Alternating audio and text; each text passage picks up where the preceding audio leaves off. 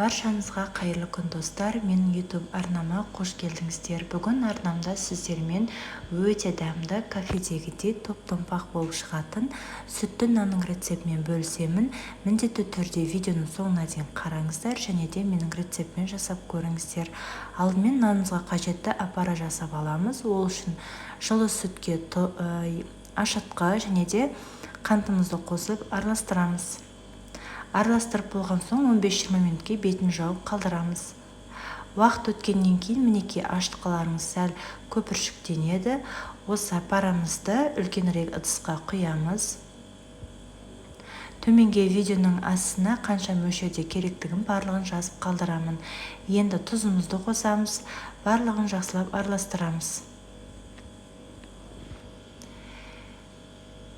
Алдын ала електен өткізілген ұнымызды қосамыз.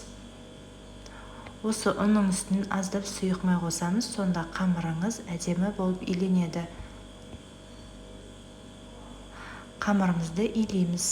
Қамыр қатты немесе қатты жұмсақ болмау керек, яғни орташа етіп илейсіздер.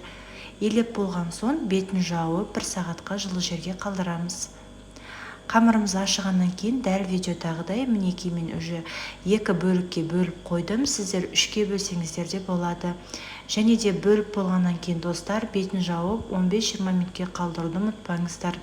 Сол уақыт өткеннен кейін дәл видеодағыдай мінекей осылай шұңқырша етіп ортасын жасап аласыздар және де шеттерін пышақпен тіліп шықсаңыздар болады, немесе лезвінің көмегімен оңайырақ болады. Осылай жасап болғаннан кейін ортасын осылай, мына заттың атыны есінен шығып тұр, бірақ осы заттарыңыз болмаса шаңышқының көмегімен тестеңіздер де болады. Қамырларыңызды жасап болған соң бетіне жұмыртқамызды жағамыз. Жұмыртқа жақсаңыздар ескеретін бір жағдай, нандарыңыз тез пісіп қалатын болады. Егер де ол ұнамаған болса сіздерге кәдімгі суды бетіне шашсаңыздар болады.